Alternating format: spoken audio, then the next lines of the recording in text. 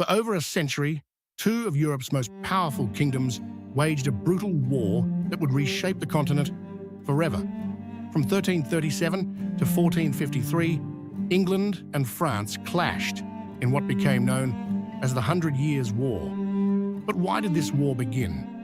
And how did it change the world? Let's dive into the causes, battles, and lasting effects of one of history's longest conflicts. The roots of the 100 Years' War lie in tangled claims to power and land. It all started with a dispute over the Duchy of Aquitaine, a region in southwestern France that belonged to England but was technically under French control. But the real firestorm began when Edward III of England claimed the French throne after the death of Charles IV of France in 1328. Under French law, the crown could not pass through a female line, so Charles IV's cousin Philip VI inherited it instead. But Edward argued that his mother Isabella of France gave him a legitimate claim. When diplomacy failed, Edward invaded Flanders in 1337, officially starting the war. But personal claims weren't the only cause. Feudal tensions had simmered for decades. England controlled parts of France, including Gascony, which produced valuable goods like wine. Meanwhile, France wanted to consolidate its fragmented kingdom and saw English rule as an obstacle. Economic rivalry added fuel to the fire. England exported wool to Flanders, a key ally of France, creating friction over trade routes and taxes. As both nations grew stronger, their ambitions collided, making war almost inevitable. The war was marked by legendary battles that showcased new military tactics. At the Battle of Crécy in 1346, English longbowmen decimated French knights, proving the power of ranged weapons over traditional cavalry.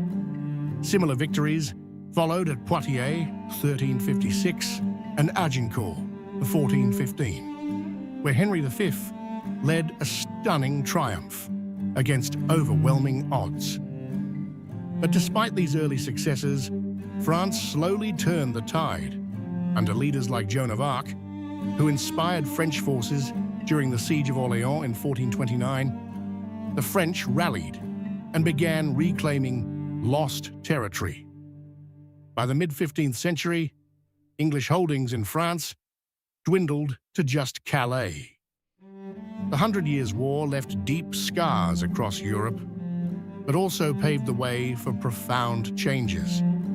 Politically, France emerged stronger, using wartime taxes to build a centralized monarchy. In England, however, defeat sparked internal turmoil, leading to the Wars of the Roses, a civil conflict among noble families vying for the throne. Militarily, the war revolutionized warfare. Longbows, cannons, and professional armies replaced outdated feudal levies. Culturally, national identities solidified. For France, the war fostered unity and pride. For England, it marked the triumph of Englishness over French ties. Though the war ended in 1453, its legacy endures. It shaped modern borders, inspired literature like Shakespeare's Henry V, and influenced how nations wage war. More importantly, it reminds us of humanity's capacity for both destruction and resilience. Understanding the 100 Years' War helps us see how far we've come and how much further we must go. The 100 Years' War teaches us that wars are rarely simple. They're born from greed, ambition, and misunderstanding. Yet they can also lead to progress and unity. If you enjoyed this journey through history, don't forget to like, subscribe, and share your thoughts in the comments below. Until next time, stay curious.